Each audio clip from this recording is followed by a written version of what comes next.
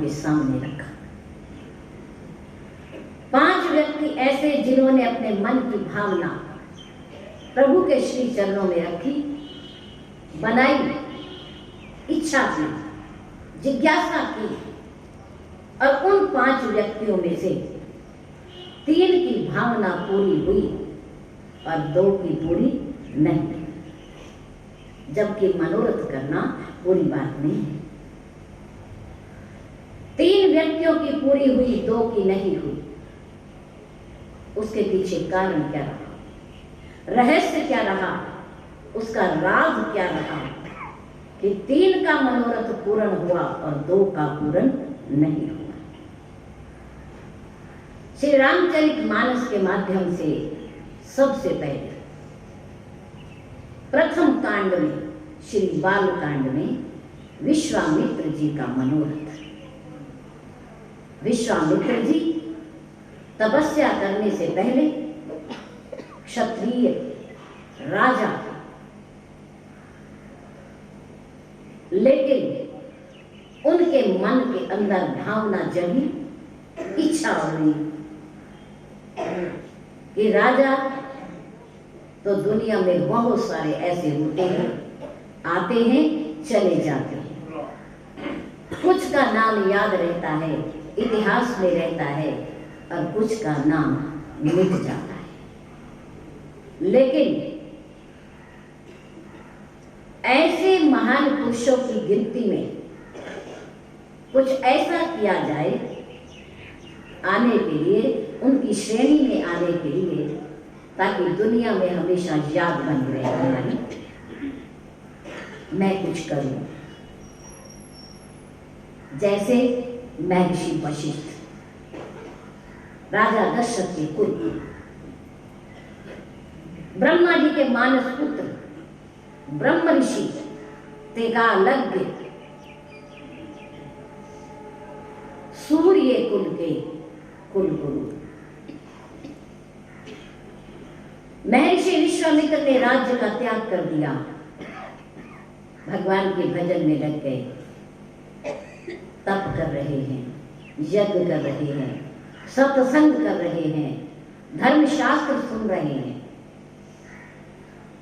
सुंदर भावना है, अच्छी भावना है। इस भाव सागर से पार होने के लिए इनका सहारा लेना पड़ता है, ऐसे शुभ कर्म करने पड़ते हैं। महर्षि विश्वामित्र जी मेरठ के पास गांगोल की धरती पर यज्ञ भूमि बनाकर एकांत में जंगल में महापुरुषों के साथ मिलकर प्रतिदिन यज्ञ करते हैं। त्रेता युग में यज्ञ ही एक ऐसा माध्यम था जिसके द्वारा प्रभु को प्रसन्न किया जाता था। सतयुग में तप था, त्रेता में यज्ञ था, और द्वापर में कर्म प्रधान था, और कलयुग में नाम प्रधान है। धर्म के 4 अंग हैं, इन पर धर्म खड़ा है। तप, यज्ञ, दान, दया, ये धर्म के आधार हैं, 4 पैर हैं इसके। महाराजा दशरथ ने पुत्रेष्टि यज्ञ किया, जिसके परिणाम स्वरूप राजा दशरथ को 4 पुत्रों की प्राप्ति हुई। महर्षि वशिष्ठ भी अपनी तपोभूमि पर यज्ञ करते हैं। नामकरण भी यज्ञ से हुआ, जनेऊ भी यज्ञ से हुआ। जितने शुभ कर्म होते हैं सब यज्ञ के द्वारा होते हैं। और राज सिंहासन पर बैठने के बाद प्रभु राम ने भी अश्वमेध यज्ञ किया, जिसके लिए घोड़ा छोड़ा जो लव कुश ने पकड़ा। तो त्रेता में यज्ञ प्रधान है, इसलिए महर्षि विश्वामित्र भी यज्ञ कर रहे हैं। विश्वामित्र महामुनि ज्ञानी बसई विपिन शुभ आश्रम जानी। सुंदर स्थान देखकर, एकांत देखकर, महापुरुषों के मध्य में बैठकर सभी महापुरुष मिलकर यज्ञ करते। यज्ञ करते समय राक्षस लोग, निशाचर लोग, दुष्ट लोग, पापी लोग, जिनको ये शुभ कर्म पसंद नहीं होते, जो यज्ञ के धुएं से भी डरते हैं, अग्नि से भी डरते हैं, वेद मंत्रों के उच्चारण से भी डरते हैं, दूर भागते हैं, ऐसे दुष्ट लोग देखत यज्ञ निशाचर धामई, यज्ञ को होता हुआ देखकर, धुआं उठता हुआ देखकर, अग्नि जलती हुई देखकर निशाचर भागकर आ जाते हैं और उस यज्ञ के अंदर हड्डी और मांस फेंक देते हैं, जल फेंक देते हैं। यज्ञ भंग हो जाता है, अपवित्र हो जाता है। महापुरुष उठ करके खड़े हो जाते हैं, अपने अपने स्थान को चले जाते हैं निराश होकर के। क्या किया जाए, क्या किया जाए? जब बहुत दिन इस प्रकार से हो गए, महापुरुष यज्ञ करते हैं, दुष्ट लोग उसे भंग कर देते हैं, अपवित्र कर देते हैं, पूर्ण नहीं होने देते, तो गाधी तने मन चिंता व्यापी। विश्वामित्र जी के हृदय में चिंता हुई। विश्वामित्र नाम क्या है? विश्वामित्र, विश्व के मित्र, विश्व के हितैषी, विश्व का कल्याण करने वाले महर्षि विश्वामित्र विश्व के कल्याण के लिए यज्ञ कर रहे हैं, पर राक्षस उसे पूरा नहीं होने देते, नहीं होने देते। आज भी हम जब भी कोई दैवी प्रकोप होता है, यदि कोई ऐसा ताप या कष्ट हमें सताता है, तो हम यज्ञ करते हैं। देवी देवताओं को प्रसन्न करने के लिए हम यज्ञ करते हैं। प्राकृतिक कोप को शांत करने के लिए हम यज्ञ करते हैं, हवन करते हैं। वेद मंत्रों के माध्यम से, अग्नि देव के सहयोग से हम यज्ञ करते हैं।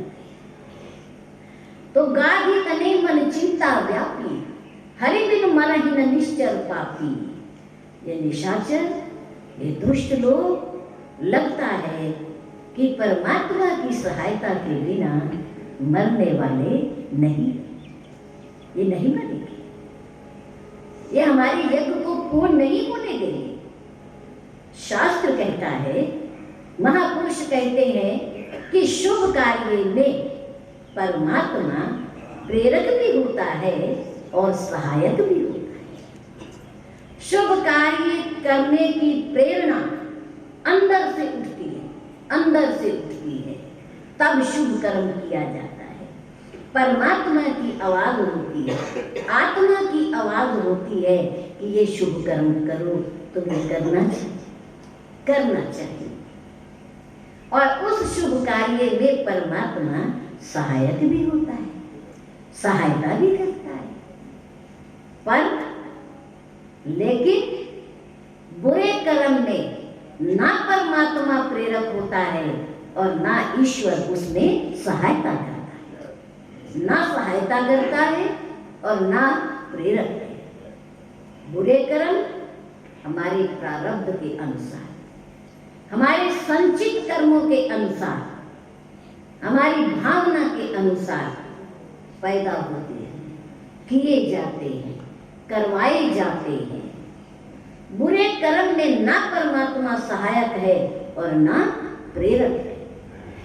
हम कह देते हैं अनजाने में, अनजाने में कह देते हैं, ना जानते हुए कह देते हैं कि सब कुछ जो कुछ करा रहा है वो ही करा रहा है।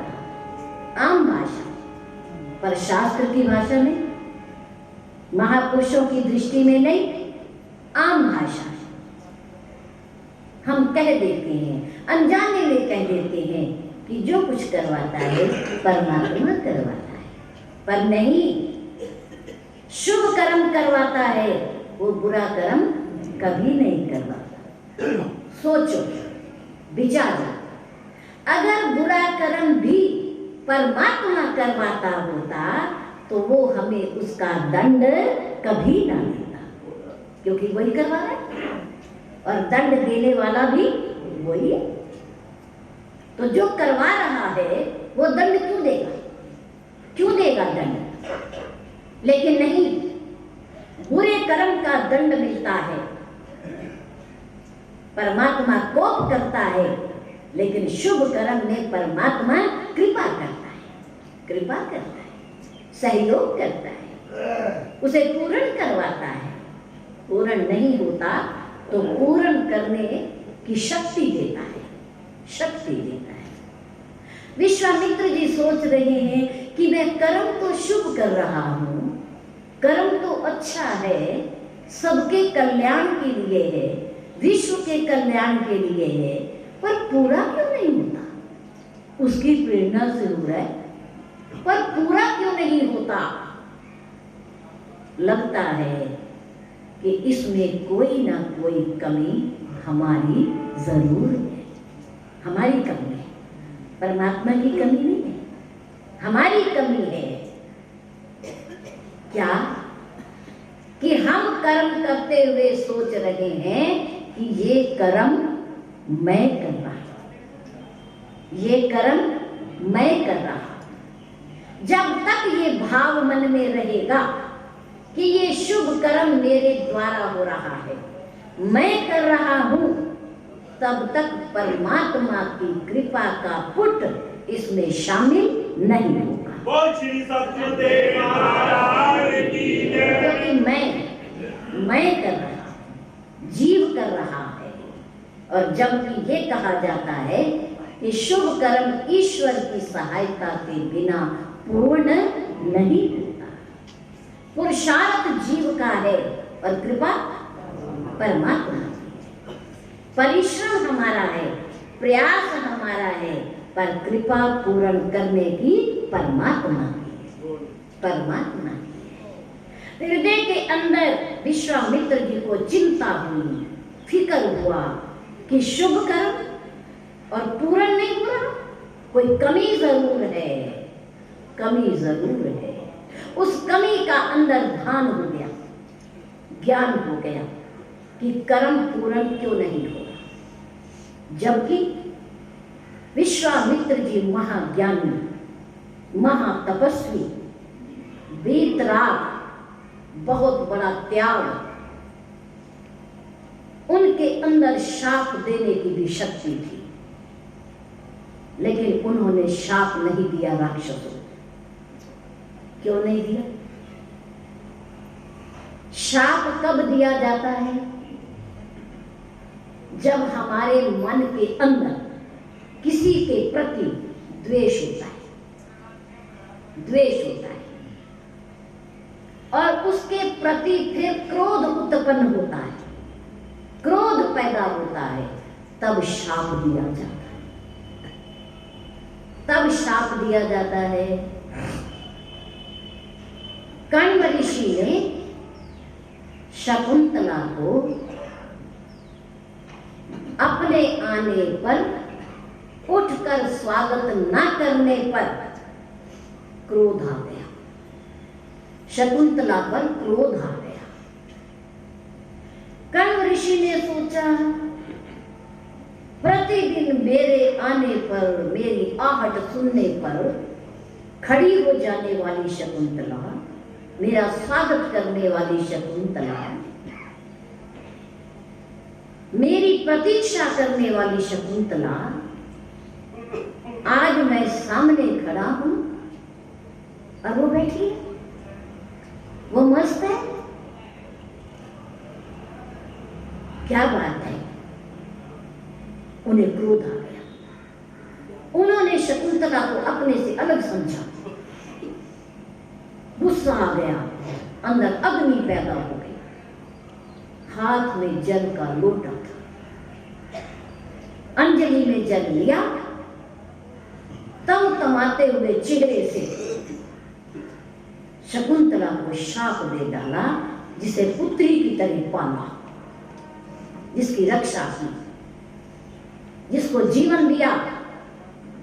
उस शकुंतला के प्रति कर्ण ऋषि को क्रोध आ गया, द्वैत बुद्धि उत्पन्न हो गई, द्वेष हो गया, क्रोध से चेहरा लाल हो गया, अंजलि भर के शाप दे दिया, शकुंतला जिसके ध्यान में तू मस्त है, खो गई है, मेरे आने का भी तुझे पता नहीं चला, मैं तुझे शाप देता हूं कि वो तुझे भूल जाएगा, तुझे भूल जाएगा, सामने आने पर भी तुझे नहीं पहचानेगा। शाप दे दिया।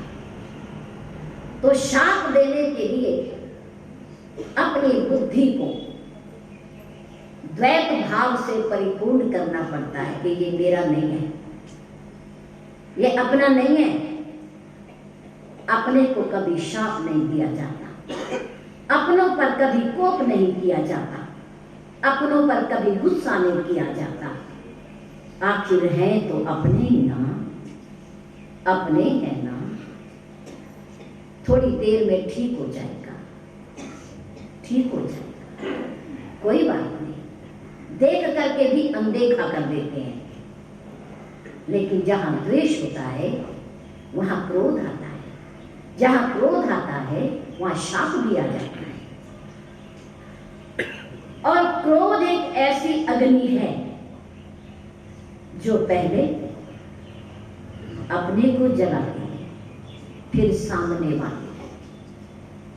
नरमी दूसरों को मारती है, जबकि गर्मी अपने आप को मारती है।